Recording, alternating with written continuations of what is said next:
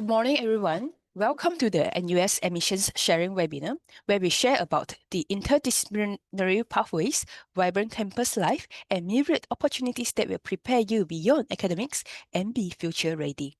I'm Yue Jia, and I will be your MC for today. Thank you for taking time to join us. The sharing you will hear this morning will be presented by the Vice Dean of Admissions, Associate Professor Terence Sim. After his presentation, there will be a Q&A segment with Prof. Sim and two NUS students. If you have any questions, we greatly appreciate if you could please write them down in the Q&A tab below, and we will answer them towards the end of this webinar. Thank you for your patience. Prof. Terence Sims is the Vice Dean of Admissions and an Associate Professor at the School of Computing, National University of Singapore, NUS. He's also a Principal Investigator at NUS Centre for Trusted Intranet and Community, CTIC. As a computer scientist, Prof. Sim conducts research in biometrics, computer vision, and their privacy implications. Prof. Sim is often quoted by the press for his research expertise. He received his bachelor's degree from MIT in 1990, master's degree from Stanford in 1991, and PhD degree from Carnegie Mellon University in 2002. As a Singaporean, he hopes to inspire more locals to pursue R&D careers. Now, let's begin the session.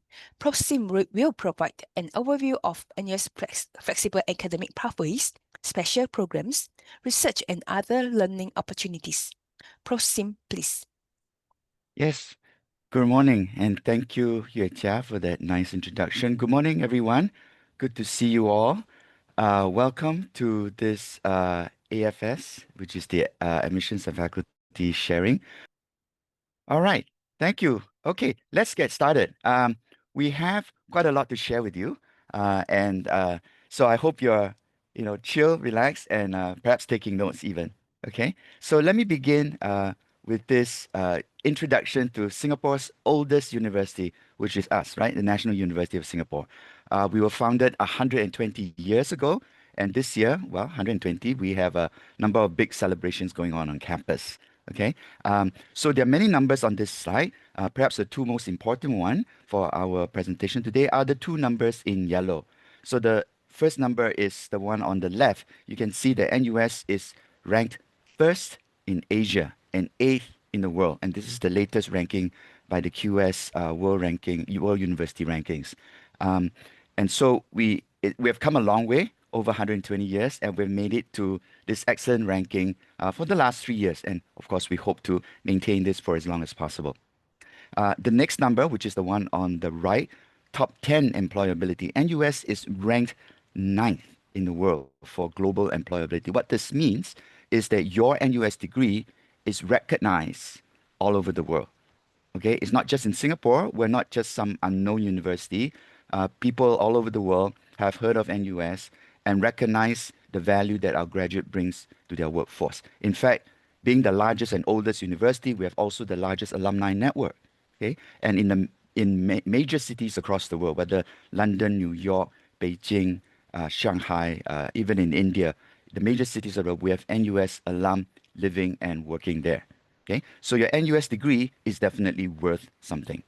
Now, besides being first overall in Asia as a whole, we are also ranked in the global top 10 for 22 subjects, which you can see here. So take a minute to look at this list here, right? Okay, and see if your major is included. Okay, most likely your major is in this list. Okay, for example, geography. Geography, we're ranked 6th in the world. Okay, computer science and information systems, we're ranked 4th in the world. Okay, law, we're ranked 10th in the world. So as you can see, NUS, we are in particular subject matters, we're also very, very well ranked. Okay, and if you go down to the top 20 in the world, then we have 36 disciplines ranked in the top 20, which is an excellent achievement. Okay, now what do we do at NUS? Okay, we truly believe in training you for the future. And these are the skills that matter going into the future, right? This is from the former Minister of Education, Mr. Chan Chun Sing, who says that in Singapore, we do not just invest in the first 15 years of an individual's formal schooling, but we also invest in the next 50 years of your working life. right? And looking forward, these are the four key economies in the future: digital, green, care, and industry 5.0 now. You may not have heard of this term, but that's because it's in the future and we're looking ahead. Okay? So what does this mean? It means that NUS is committed to these 2 points. We want to build mental resilience and adaptability in our students, okay? Encouraging you to have critical thinking, and we teach you 21st century competencies. And secondly, we're going to pioneer a new model of university education that centers on the concept of students for life. Remember, we're not preparing you for 15 years, we're preparing you for 50 years, okay? What this means is that we're looking at you as a whole person. Okay, so we train you, we nurture your intellectual curiosity, we train you in logical, critical reasoning, empathy, giving you the will to act, uh, discussing moral issues, giving you moral courage, and then uh, equipping you for interpersonal effectiveness. So we truly believe in, preparing you holistically. Okay. Another way to look at it is as follows, right? So on the left, you see it, this T-shaped thing. Okay. This is what is called a T-shaped competency. And this was what pretty much I went through when I was an undergrad, right? I was trained in a single major. In my case, it would be computer science. Okay. So that's my narrow discipline. And I have some breadth. Okay. So the T, the horizontal bar is actually a bit narrow for me. Okay. And I did take some breadth courses. For example, I almost minored in music. Okay. And I had to do some humanities subjects as well. Okay. But now going forward, a single major will not last you 40 years, 50 years of your career. Okay. So instead, we have moved on to what is called the pie-shaped competency, where we are going to train you, or we encourage you to specialize in two areas. Okay, for those of you who wish to, you can remain one area, but honestly, as you move forward in life, you pick up additional specialties, specialization. Okay, so you still need the broad generalist knowledge, but you end up majoring in two and maybe more, and that's where we move on to the combed shape competency, the green diagram on the right. Okay, this is where over the years, not 4 years, over your working career, you end up learning multiple competencies. And looking back at my own career, I find that this is true of me, right? Remember, my first degree was in computer science, but later on, I had to learn other skills, for instance, communication skills, okay, writing skills, okay, teaching skills, right? I teach at NUS. It wasn't something I learned as an undergrad, so I had to go for further training to learn all these specialist skills, okay? So here's another chart that will explain it, okay? The black arrow shows your age, right? We all will move through all these years, through the decades. And the green bar at the top, lifelong learning at NUS. This is how we envision that we'll partner you as you go through life, as you go through your working journey. Okay, so we believe in the continuing education and training and learning for life. Okay, and the orange bar at the bottom shows you the modern way of thinking about employment. It is not just pre-employment and all that, but we are training you for career transformation, which is needed throughout your longer career. Okay, so what does this mean? At NUS, we like to be your partner, of course, for your undergrad, okay, but beyond that, we're looking ahead, okay? So we have a whole suite of further studies and programs. Your undergraduate degree, where you will spend 4 years, that's in the light blue box here. You may want to consider further degrees like your master's after that, or you could come back for advanced personal certificates, right? Short courses. So we position ourselves as your educational partner throughout your next 50 years of your life. Okay, now if I may sum up everything in one sentence, it will be this one. Your NUS education is customizable, challenging, and contemporary. Okay, the three C's. And this means you have to take charge of your educational journey. Okay, this is where it is best. And later on, we'll discuss with our two student ambassadors on this show how they went about controlling and taking charge of their educational journey and how enriching that can be. Okay, but coming back to the undergraduate degree program, okay, so NUS is a comprehensive university, and here is the list of all our majors. Okay, so many. Let me just highlight the big boxes. The biggest box is the one on the left: humanities, and Sciences. That's our College of Humanities and Sciences, where you will find the traditional majors in arts and social sciences, for example. Okay, whether it's language studies like Chinese, Malay, Japanese, English literature, or social sciences like economics, psychology, they are all in here. Okay, uh, the majors in science, okay, the core sciences, chemistry, biology, which is called life sciences, mathematics, physics, and so on, they are found here.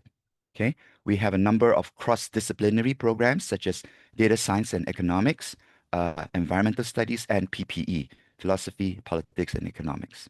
Okay, the next big block is the one in the middle column. That's the College of Design and Engineering, where you find majors in design and in engineering. Okay, so for example, architecture, industrial design, landscape architecture, as well as the majors in engineering such as chemical, biomedical, electrical, and so on. Okay, all these are under the College of Design and Engineering. We do have a new program here, which is the Robotics and Machine Intelligence, which will be starting, which did this coming, yeah, actually next week. Next week, our semester will begin. All right. Um, Coming down a bit, the next block will be business. Okay, our School of Business has 9 majors listed here. You can take a quick look. Things like economics, finance, accountancy, applied business analytics. All right. School of Computing is next. That's where I'm also a prof. Um, you can see a new degree called Artificial Intelligence, which is a common curriculum with computer science. But there's also other degree programs under the School of Computing. And not forgetting how NUS has all along been known for dentistry, law, medicine, and so forth, music, nursing, pharmacy. Okay, so all in all, plenty for you to choose from. Okay, over 60 majors. And there's this thing here, a small little footnote, NUS College, will I'll share a little bit more in a short while. Okay, and how NUS College can complement any of these any of these majors that you go for. Okay, let me now give you a taste, an idea of what you'll be going through. Okay, almost all NUS degree programs are 4 years. Okay, and over the 4 years, you're required to take 40 courses in total.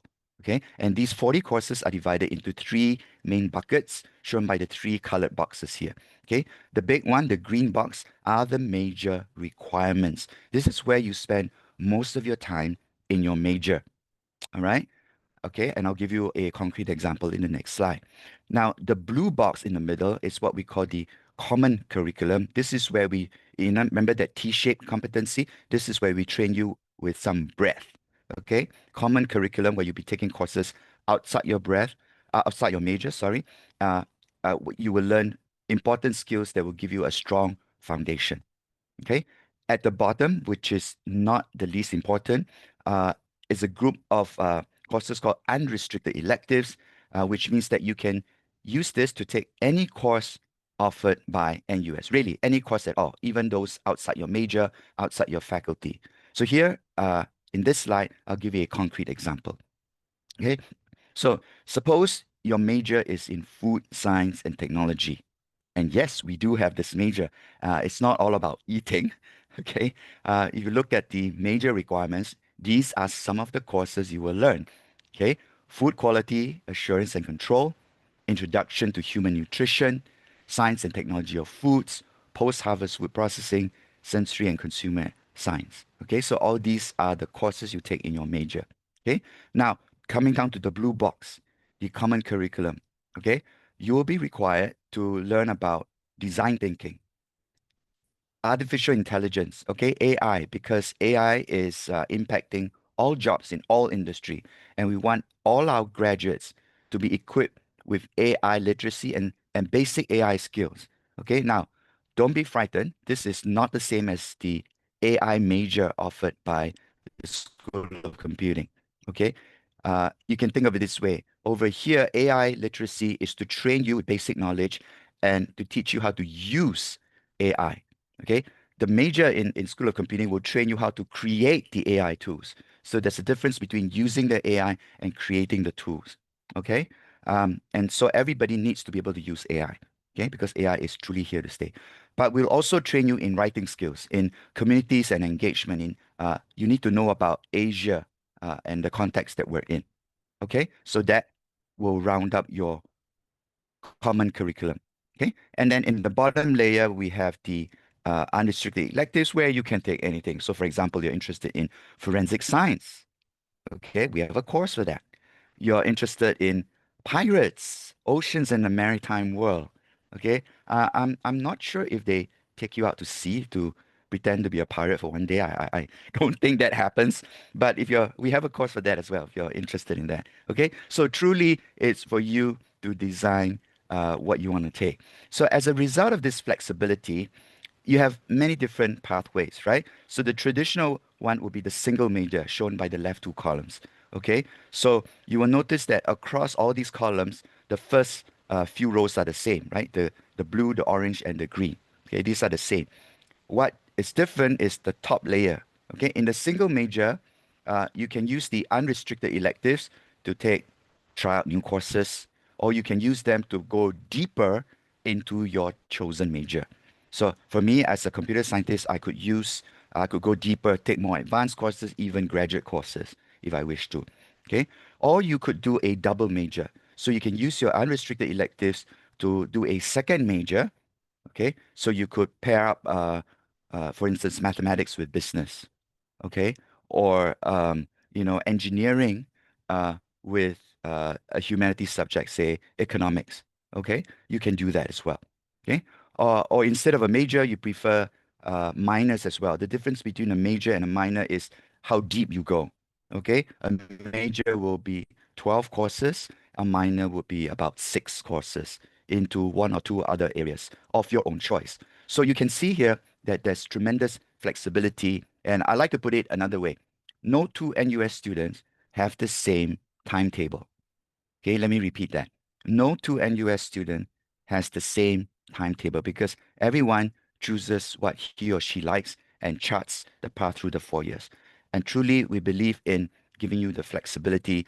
But that also means that you have to take responsibility, right? You should sit down and really think through what you wish to do. Okay, now moving on very quickly. Launching again this year, AY 2025, we have a new push to foster the next generation of AI talents. Okay, we do that through a new scholarship, okay, which is called the NUS AI Talent Scholarship, okay, which you can read here. It's for well-rounded Singaporean students. You get to live in our new college called the Acacia College. It's a residential college with an AI focus, okay, and then this is suitable for if you're pursuing these majors in artificial intelligence or in the robotics and machine intelligence, as well as some other related fields. Okay, so there is a big push for that, and this is new. What is not so new, relatively new, we launched in 3 years ago, is NUS College. NUS College is an undergraduate honors college that enhances your chosen major, okay, with broad-based interdisciplinary curriculum. So this is for academic rigor. This will give you further breadth training that will complement your major. Okay, so how that works is as follows. Remember the three basket, right? The major, the common curriculum, unrestricted electives. Okay, how NUS College fits in is it takes over your common curriculum. Okay, your common curriculum now is replaced by this orange and yellow segment here, okay, which is expanded in the 4 boxes on the left. Okay, so you take a series of curated courses in critical competencies. You need to do a global orientation course and so on. Okay, so this is all done within 4 years. Okay, you do not spend an extra year. Okay, at the same time, when you graduate, you will get a certificate saying that you have completed this NUS college training in addition to your major. Okay, so you can be a physics major and opt for NUS college. You can be a business major and still opt for NUS college. Okay, so it complements your major. It doesn't replace it. Okay, and the whole idea is to give you solid rigor training, which requires overseas exposure as well. Okay, and also uh, on campus residency. You are required to stay on campus for 1 to 2 years. All right, so do consider that if you like this uh, breadth and rigor. Okay, now remember I said that NUS, we want to train you holistically as a whole person. Okay, so since last year, we have launched this NUS 1, where we're looking at not just what happens in the classroom, but what happens outside of a classroom. Okay, this is where we train you in the soft skills, right? Leadership skills. Okay, interpersonal relationship skills, speaking skills. Okay, a journey of self-discovery. Okay, you need to know how you function, the way you think, the approach you take. Okay, so we leverage all of these out of classroom experiences to really train you and prepare you holistically. Okay, so you can find out more about that at the appropriate website. All right. Now, at NUS, we also believe in making the world your classroom. Okay, your classroom is not limited to the four walls of your lecture theater, not even Singapore, but the whole world. So, in this regard, we have partnered with over 300 universities across the world for you to do your student exchange. Okay, we have a very solid student exchange program all over the world. And later on, you hear from one of our ambassadors here today about her experience. Okay, we also have shorter programs, less than one semester, perhaps over a month.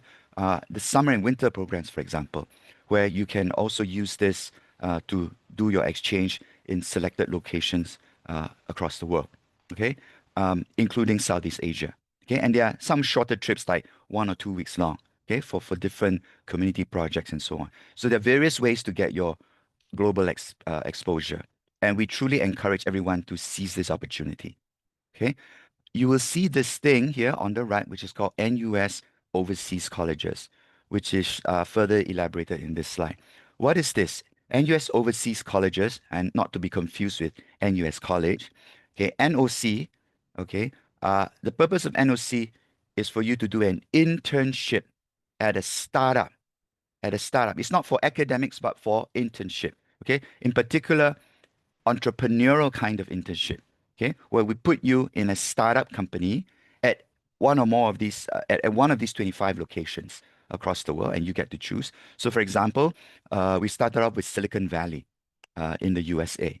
Okay, Silicon Valley, as you know, is a hotbed of innovations and startup, and NUS has partnered with various startup companies there, and then we can put you in one of these startups. Okay, but not just Silicon Valley, but we've expanded to all these cities across the world.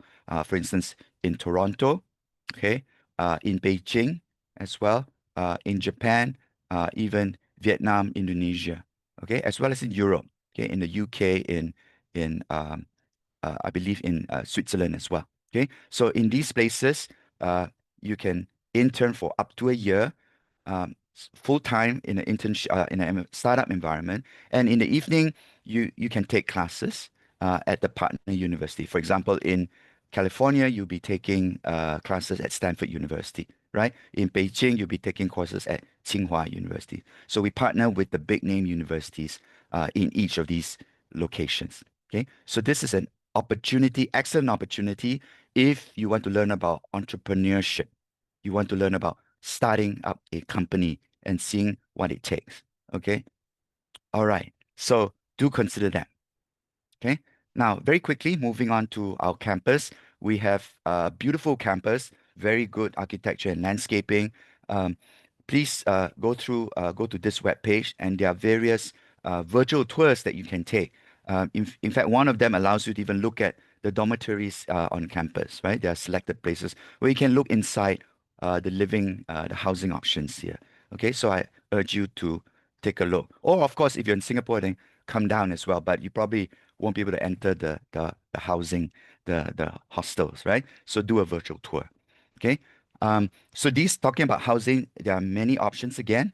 NUS, because we are big, we have a lot of choice. We give you a lot of choices. Also in housing, 6 halls of residence, 5 residential colleges. There's NUS College. There's 2 student residences, 4 houses. Okay, now it's very confusing, right? So if I may sum up, okay, these different choices, these different housing options differ in whether there's compulsory academic classes, whether there's meal plans, whether it's compulsory or optional. Some of them are strong in certain CCA. For example, Temasek Hall is known for its sporting activities, right? Whereas some other residences champion environmental concerns or giving back to the community. Okay, so there's a lot of housing options. Some are more do your own thing, and others are more community based. Okay, so again, watch out for the deadlines. You can apply for housing. Okay. All right. And very quickly, besides the housing, uh, again, there are over 200 student-run clubs and societies, okay? Whether it be in the performing arts, music, arts and culture, okay, dance, choir, okay, or in special interest groups or in community service groups that give back to the community, okay? Perhaps uh, the helping the elderly, reaching out to them, cleaning up the environment, taking care of Singapore, okay, or into sports. There are really, really a lot of choices for you. Okay, at NUS, as I said, we also prepare you for future employment. We have a center for future ready graduates, which will give you career advisories, connect you for internships, and so on. So do check them out as well. Okay, now, uh, some of you may be wondering what life is like as an NUS student. Okay, now if you just do a search on YouTube, there are actually many, many YouTube videos made by NUS students from all kinds of majors, right? Showing their daily life. Now, these are not endorsed by NUS, okay? We didn't tell them, hey, can you say something good about? These are truly genuine, organic comments and sharing by our students. So please go to them and learn from them what a day in the life of an NUS student is like, okay? I encourage you to do that. Okay, so at this moment, you might be thinking like this little boy, I want all of this. What do I do? Okay, very quickly, these are the admission requirements, okay, for qualifications that we accept. These are the local qualifications, the Singapore A levels, Polytechnic, Diploma, IB, and NUS High School Diploma. Okay, so all these are accepted. And there are various application deadlines which you have to watch out for. Okay, but we know that yeah, international students viewing this webinar as well. So we haven't forgotten you. In fact, NUS, we accept a wide variety of international qualifications. You can see the list here. It's a bit small, the font. International A levels, American high school, Australian high school, Gao Kao, okay, the French German qualifications, the Thai Matayom, and all these are recognized by NUS. Okay, they have various requirements and deadlines. Too much detail for me to cover here, but our webpage will give you all the necessary details. Okay. And I just like to emphasize that NUS, we take a holistic approach to assessing applicants. Okay. We look beyond your academic grades, your high school grades. Okay. That's still important. That cannot be ignored. But we're looking at your grades plus your other non-academic achievements. Okay. Whether you have uh, done well in sports, uh, taken on leadership roles, okay, in the student-run clubs and so on, okay, where they have done internships and self-initiated projects. Okay, these are things that we look out for. Okay, so please make sure you show yourself. Okay, we have 5 short response questions listed here. Okay, use these questions to tell us more about your non-academic achievements. Okay, as well as your other achievements. For instance, your CCA. Okay, tell us about um, an experience where you failed to do something on the first try and succeeded subsequently. These are the things that we want to know about you. Okay. Okay, so that is the holistic, how we assess you holistically. And very quickly, these couple of slides talk about scholarships. These are the 6 scholarships for Singapore students. Okay, there are 2 new ones, the NUS AI Talent Scholarship, which I mentioned a while ago, and a new one called the NUS Undergraduate Scholarship. Okay, again, time does not permit me to go into all the details, but we do have different kinds of scholarship with different levels of coverage and financial provisions. Okay, we also have scholarships for international students. Okay, you can see the list here: ASEAN scholarships, science and technology scholarships, um, and general international undergraduate scholarship, and so on. And US College also offers its own scholarships. And each faculty also, which is not shown here, every faculty may offer their own scholarship as well. Okay, so for those you have to approach the individual faculties for further details. Okay, lots of scholarships available. Now, scholarships are based on merit, not on financial need.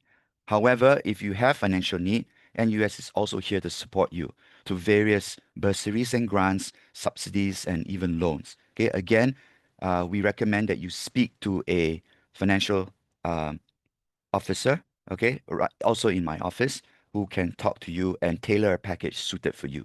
You can also go to this NUS, this financial calculator on our webpage to key in some basic um, information about your income and what you need, and you can get a sense of how much financial aid that you qualify. Okay, we have our financial aid is actually very substantial. It's been enhanced over the years, and if you look at this for the lowest PCI per capita income. Okay. Um, you also receive an opportunity enhancement grant shown here, which is basically $10,000 over 4 years for you to use. For example, if you want to stay on campus, you can use this to pay for your campus housing. If you want to go overseas for an exchange, you can use this for your exchange as well. Okay, so we believe that even for financially needy students, uh, please, we do not want you to be shortchanged. We want you to go for all these opportunities. That's why we make available 10K for you to use over the 4 years. All right. So really, we're here to support you. And that concludes my rapid lightning speed presentation. Okay. Thank you very much. And I'll hand you back over to the MC. Thank you, Prof. Sim, for your sharing. We will now move on to the Q&A segment, and we have especially invited two NUS current students, Nicholas and Grace, to join in the session. Nicholas is a final year student at the NUS College of Design and Engineering, majoring in Projects and Facilities Management, and an alumnus from Millennium Institute. In addition to his major, he has two minors, one in entrepreneurship and another in management. He was recently placed on the Dean's List for his outstanding academic performance. Nicholas is also a recipient of the prestigious SGIS Midterm Scholarship from CPG Corporation. On campus, Nicholas actively serves as an OAM student ambassador leader and is the advisor for the wellness ambassadors for the College of Design and Engineering. He also initiated the Department of Built Environments Wellness team to further support students' well-being, fostering mental wellness and community bonding. In his third year, Nicholas participated in a local student exchange program at SMU. He recently completed his second internship as a project management intern at PM Link, building on his earlier internship experience with LHN Group as an operations intern. Nicholas has a commitment to sustainability and innovation as he previously won the SG Fin Fidelity Sustainability Competition. Currently, he is actively participating in the Built Environment Case Competition, where he applies his knowledge to tackle real-world challenges. Grace is a final year student from the Faculty of Science under the College of Humanities and Sciences, majoring in data science and economics. She is an alumnus of Diamond High School and a recipient of the prestigious NUS Global Merit Scholarship. She previously resided in Prince George's Park Residences and Utown Residences and will be staying at Whaler House in the upcoming semester. Grace was the president of NUS Golf, an active NUS student ambassador leader, a member of the NUS varsity badminton team, and NUS Dive. Outside of school, she's a grassroots leader with Tanjong Pagar, where she is the assistant secretary of the Tanjong Pagar Youth Network and has been part of the networking community for SG75, an initiative started by Ms. Indrani Raja since 2021. In her third year, Grace embarked on the Overseas Students Exchange Program to Tsinghua University in Beijing and even managed to travel solo to Kazakhstan, Kyrgyzstan, and Uzbekistan during her trip. Currently, Grace is interning as a crude supply and trading intern with Chevron Corporation, the third largest oil and gas firm in the world. I will now hand the time over to Prof. Sim, who will be moderating the Q&A segment with Nicholas and Grace. Prof. Sim, please. All right. Hey, good morning, Nicholas and Grace. Good to see you here. Morning, I Prof. Yes, yes, good to see you. Thank you for joining us. I think our audience here, the prospective students, will be really interested to know a little bit more about you. So let me kickstart by asking you about your exchange, right? I noticed that Nicholas, you did your exchange locally in Singapore, whereas Grace, you actually went to Tsinghua University in Beijing, right? So I think that that can be more of a contrasting difference. So perhaps I'll invite you to share about your exchange experience. Uh, Go ahead, Nicholas or Grace. Okay, I'll go with the local one. So for most of the incoming students, we actually have the opportunity to do a local exchange, SUSP, so Student Support Local Student Exchange Program at SMU and NTU and a few other local autonomous schools. This is a much more localized version of exchange program that students would take if they feel they need to stay in school in Singapore. For my case, I chose it because I'm very well, or rather, I was very involved in NUS and Department of Built Environment, kickstarting the wellness thing. So Mm, I personally didn't want to step away from that because it was just starting, you see. So I chose the mm, local elements of it because it is still a pass-fail situation for my modules when I met them over. mm, It's still the same benefits of overseas exchange. It's just that I'm mm, still in Singapore. I don't have to pay the very hefty fee, but it's the same process in a sense. And I still get a lot of connections to SMU students who happily mm. today are still friends with me. And we build stuff together. We do competitions together. So I find it more fruitful that way. Yeah. Nice, great. What about you, Grace? So for me, I went to China, Beijing for my exchange because the nature of my course, I'm in data science and economics, and it's a Mm, very tech-heavy course, I would say.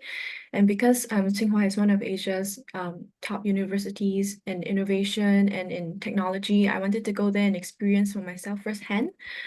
So some of the modules that I took there were mostly for in computer science because they don't exactly have like a data science class. mm. One of the main challenges that I faced was that I had to do computer science in Chinese.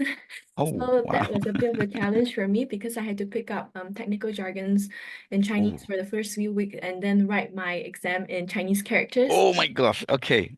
Yeah. So Painful, painful. life on campus was very fun in Tsinghua University. It's very big and beautiful campus. Mm, So for us, unlike in NUS where we would take the school shuttle bus to classes, in Tsinghua University, we usually just cycle to classes on mm, shared bikes, and most of the students will have their own bicycle to get to and fro classes. And then they're very friendly to international students, so they actually have an international student dorm, and then you can interact and stay with other international students, for example, from Europe or South Africa or like other parts of mm, Asia. Yeah. So I thought it was very nice experience to stay overseas for like a period of about 6 to 7 months and then to mm, experience mm, what it's like to live without my parents and be independent for the first time for a while. So um that was quite interesting. And then I also made a lot of friends and I picked up, different kinds of culture and also like some of their practices. So I learned to communicate with Chinese people better, in a sense okay. of like formal business settings as well. So yeah, that was very interesting for me. Wow, that's excellent. I can't imagine. I mean, I teach computer science. I can't imagine teaching it in Chinese. I don't know the technical terms, so I salute you for doing what you did. Um, I picked up on this point that you cycle on campus in Beijing, right? Uh, I assume that means the campus is rather flat, unlike NUS, right? You try cycling in NUS, that's not gonna be too kind on your legs. Yes, great, great. Thank you for sharing that. Um, I think that the next thing that students will be curious about is scholarships. I did notice a question in the Q&A about scholarships. Now, both of you are recipients of scholarships, okay? So can you tell us again what the scholarship is like? What does it cover? Are there certain requirements and so on, right? So yeah, go ahead and tell us about your scholarships. Okay. Grace, me, you? Uh, Okay. So sure, Nicholas could go first, I guess. sure. Okay. I think you mentioned earlier, NUS has many different kinds of scholarships. Mm-hmm. In my case, mine is an outlier because it's an industry scholarship. Ah, So okay. what that means is my scholarship is not tied to NUS in any shape or form. It is Mm, tied to the industry I'm in, specifically the mm, built environment.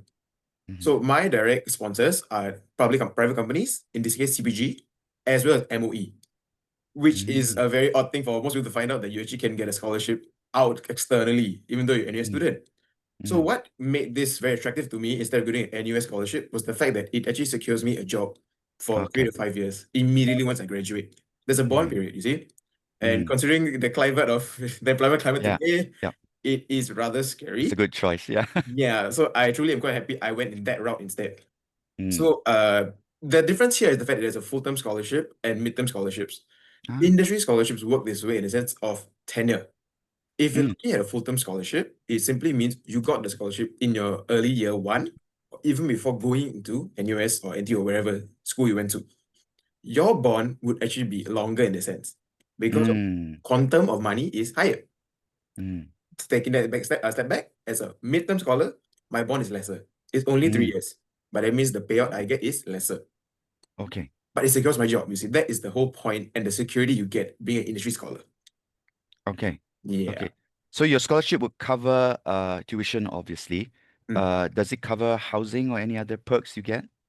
So that's the slight flexibility with the industry scholarship. They don't actually stipulate super detailed or rather stringently what you can Mhm. and cannot do with your money.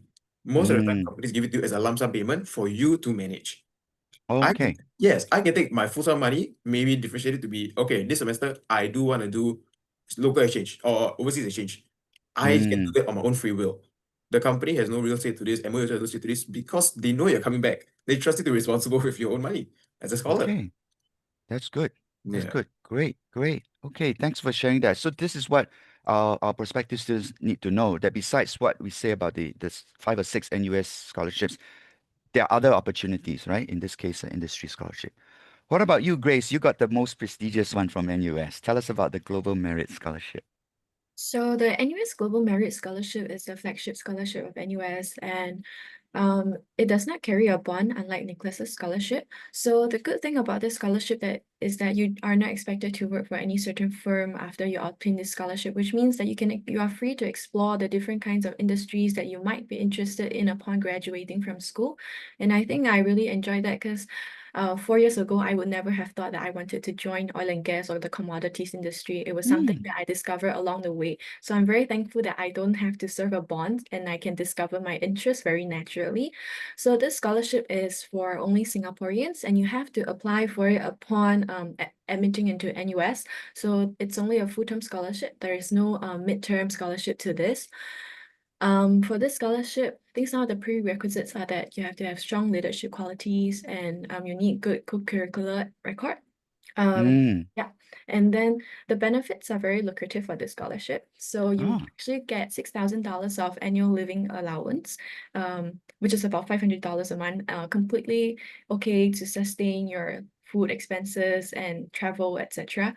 You get a one-time computer allowance of $2,000, so you can get your MacBook or whatsoever with the $2,000. You are also given money to stay on campus every year, so you can explore the different accommodations that is available in NUS. So all those will be paid for by your scholarship. The special one about NUS Global Merit Scholarship is that it allows you to go on exchange programs, and it sponsors you a lump sum amount when you go for these overseas programs. So if you Mm. go to Europe for these programs, you get 7,500 lump sum for that semester. And if you go to Asian countries, you get $5,000 for this semester. Yeah, and you also get a guaranteed placement with a partner university if you're going to go on SCP, because from what I understand, SCP is very competitive. It is. Usually students have to do very well in school to be able to secure a school with limited placements. Yeah. Excellent, excellent sharing. I think the student exchange it depends on which one you want to go to, right? But whichever, there's always limited places, right? Because that's the nature of things, right? For example, to Tsinghua, if NUS sends 50 students on exchange there, then we have to also accept 50 from Tsinghua to NUS. So there's a reciprocal arrangement, and the exact number varies from university to university. So and because it's some of them ends up being highly desirable, and therefore there's some competition, right? So I bet you Tsinghua was highly sought after, right? Was it did you have to go for an interview or anything? I did not have to go for an interview, but I believe there were only about 2 slots per faculty to send students. Oh, okay. So two times say 12 main faculties here for undergrad. 2 times 12 is about only 24. Okay, so I think we had less than that. I think we only have about around 10 or less. Yeah. oh, okay. Okay, even more selective. Yeah. And some other partner universities may accept more or fewer. Yeah. Okay, great, great. Um, let's talk about an important thing. Now, both of you are very, very accomplished, I must say. I looked through your background and you've gone for internships. You've done sports, Grace, you do golf and badminton. You're swinging something, but I guess swinging them differently. Nicholas, you're into the wellness and all that, right? You mentioned that you had a hand in starting this wellness uh, uh, club or activity in NUS, and therefore you didn't want to go overseas. So how do you, both of you, how do you juggle your time, right? Time management becomes very, very crucial. And still manage to complete everything in 4 years, right? Can you share with us how you managed to do that? Yeah. Ooh, I think the keyword, honestly, is being responsible and accountable to yourself. Because at the Mm, end of the day, your degree is your own. What you mm-hmm, choose to do aside from your studies, CCAs, outside of commitments, relationships, or whatever, that is your control. Those are things you have to, as a student, especially a year one student, the sooner you realize that is in your control, you can succeed. And you can really put your mind to anything. I kid you not, I know mm, that typical student would do 5 modules per semester instead of overloading, so that mm-hmm, you can manage CCAs or whatever have you, personal lives, all of that is up to your individual. But someone like me, because I was doing wellness, student wellness, very much so, and kickstarting a lot of things, I had to overload a lot.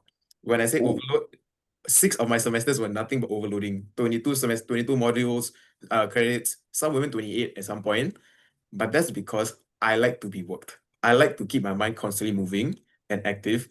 Once academics are done, I could easily shift over to the student wellness planning and events management and my internships, no less, because I saw the reason to do it.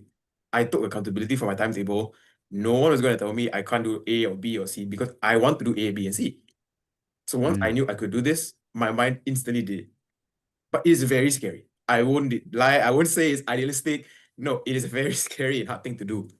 But only So you you were will doing do it like, you're doing like 7 courses a instead of the semester. usual 5. There was a time 2 of my semesters back to back was 7 and 7, Oh my goodness. back to back. Okay. Wow. Amazing. Amazing. But again, it Okay. boils down to you have to decide yourself. You can Okay. do it if you want to do it. Okay. Yeah, Or you can still take the regular 5 of course, courses, right? You of can do course. that as well. Okay. Okay. What about you, Grace? Did you have to overload or how did you manage your time? So I think it's very important to be passionate about the things that you like. So for me, I'm very passionate about the sports and I would want to spend more time on it because it makes me happy. In general, Mm, improves my quality of life. And so it's something that I want to invest my time in. So I'd say that one thing that helped me to do this was my choice of residence because when I stayed in Prince George's residences and when I stayed in Utah residences, I did not have to take extra classes, nor do I have to participate in extra activities, for example, in the halls where you have to participate in activities to stay the next year. So, oh, because I didn't have to really spend my time on accommodation activities, therefore I could spend a lot more time pursuing, for example, golf and badminton with the NUS team. So that one was one of I would say one of the ways that I used to manage my time. And also, because when I was in year one, I realized that year one students, you don't get as much opportunities to go for internships because usually these kind of firms, they want you to have some kind of experience or like to be at least year two or year three before they would hire you into the companies. So I figured that it was much easier for me to overlook classes when I was straight into ah, year one, so that okay. when I go on to year three and year four, I can do internships concurrently with my classes. So in my final year, actually what I do is I go for internship full time from Monday to Friday in the daytime, and then at night I would take night classes. So NUS is very good in this thing whereby when you go on to year three and year four, there are a lot of final year projects or final year classes that offers evening classes and evening lectures. So you can opt for those so that you can free up your day to do like work or internship, which is very helpful in your personal development, I would say. Yeah. Okay, that's an excellent point. I like the tip you shared, where you said you overloaded in your first year, right? So that you can still find time in your second, third year to go for internships and exchange and all that, right? I think that's a good strategy, right? And I think the other good strategy is um, getting involved in sports or CCA is actually a way to de-stress from the academics, right? I think Grace, you said that playing golf or badminton uh, makes you feel better. Of course, it's a workout, it's an exercise, always good. But it also relaxes your mind, right? Instead of just books, books, books, study, study, study all the time. I think Nicholas is probably a similar thing, right? I picked up on it that, well, first of all, you're into wellness, so it's all about, taking care of yourself as well. So I think both of you brought across a very important thing is that truly it is possible, right, to do so many things and be good at it, as exemplified by the two of you. Uh, but then all that's possible because you have to be wise in how you manage your time. So thank you for sharing that. I hope our prospective students will sit up and make good use of your tips and advice. Right. That would be excellent. Thank you for sharing that. Now let me look at the questions here. Um, there's one that's still up. It says, can you tell us about the hours of study in the classes? How many days a week are there classes? How many hours a day? I guess this is what, about timetabling, I guess. And then, yeah, so would you like to share how does your, the classes look like on a typical day? Ooh, if you're talking to a typical, if say you're talking a regular semester, we're just doing Mm, the normal 5 modules. It mm, really depends because the earliest classes I've ever had were from 8 a.m. to 10, the typical classes. The latest I've ever had was from 7 to 9, the night classes. mm. Because to give everyone some context, not all of your profs are just profs in university. Some of them are full-timers, adjunct profs, who are Mm, professionals outside and they do come in. And because mm. their timing is only available in the evening, you may have a night class. So there was Okay. a time where I had 8 to 10 classes, nothing from that until 7, Oh, okay. and So then my night class. I see. So in the daytime, normal working hours, so to speak, there are no classes, and then Exactly. I see. Well, that's interesting. So that's I your mean, extreme. yes, That's yes. the Well, real extreme. I've taught night classes as well. Mm. Because I remember teaching typically graduate classes, right? The 5,000 level. So again, in my class, there are full-time working adults, right? And they rush to my class, and some of them haven't had dinner. And typically, I take pity on them. I allow them to sort of eat something discreetly, as long as they don't make a They mess. don't do much. Yeah. So that happens. And I've also taught 8 o'clock classes, 8 a.m., right? Uh, uh, uh, which of course attendance drops at 8 a.m. My Yeah. attendance at 8 a.m. has to be 100%, otherwise I get into trouble. But Mm. students, some of them they may have worked late at night and so on. Yeah. What about Grace for you? What is your classes like? I would say if you take a typical semester, it would be usually you will have classes. You can expect to have classes on Monday to Friday, all 5 days, but it really depends on how you want to arrange your time. For example, if let's say on Thursday and Friday you don't want to have classes, it's also possible to put all of your classes, say, to Monday and Wednesday, and maybe Thursday and Friday you can pursue some other interests, or for example, a Ah, part-time job that you want to do. And I think that's very helpful because NUS, most of the larger classes, they will offer you a few choices to choose from when you are choosing your modules. So you could, for example, choose mm. either a Monday or Tuesday tutorial, or like for example, a lecture that is offered on 2 days, and you could choose one of the above to really customize your timetable. So I think the flexibility is really nice to have. Oh, that's great. That's great. Okay, so I think these are very good advice to our prospective students, right? In the flexibility in scheduling your timetable.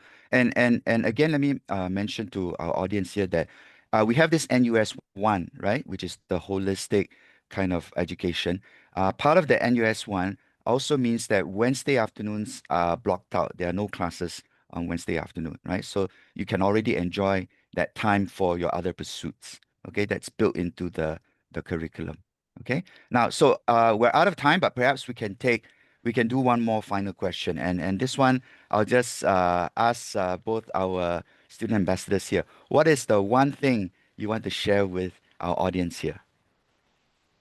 What is the Oh, one Lord. thing? Yeah. Uh, well, you only have time for one thing. Sorry. Okay, I think my best advice, truly my best advice is trust yourself in Okay. your decision making uni because this is your degree. Trust Okay. your decision making. Okay. Grace, what about you? I would say try to push yourself out of your comfort zone in the safety of the university, because the university really offers a lot of different opportunities for you to explore things that you wouldn't even know about yourself. For example, like if I didn't went for exchange in Tsinghua University, I wouldn't have thought that I would wanted to go on a solo trip to Central Asia. Oh, yeah. So I think it's really about pushing yourself, because university is a very safe place for you to explore. Like when you go out to work, you don't really you might not want to, you know, for example, job hop too many times. You might, yeah, there's a lot of consequences after university. So university is a really good time to explore. So I think that's my one thing for the upcoming undergrads. Great advice from both of you. Thank you so much. And thank you, dear audience, for listening, staying with us. Unfortunately, we cannot answer every question, perhaps in a detailed way, but we will continue the conversation. You can still engage with us through our various channels, right? Whether it's live chat, Facebook, and so on. So let me wrap up this session and hand it back to the MC, Yue Jia. Thank you, Prof. Sim, Nicholas, and Grace for sharing your experiences, insights, and sound advice. I hope they have managed to answer your questions and clarify your doubts. With that, we have come to the end of today's webinar. Thank you so much for joining us, and we hope this session has been helpful. We know that many of you have signed up for the respective sharing sessions for the rest of the day, and we wish you will have a fruitful time gathering insights about the transformative experiences and endless opportunities that await you at NUS. We also greatly appreciate if you could take a few minutes to fill out a feedback form. You may scan the QR code or access the link in the chat board. Your feedback is important to us. Please let us know how we can improve. Thank you once again. We look forward to receiving your application and warmly welcoming you to NUS. Have a pleasant day ahead.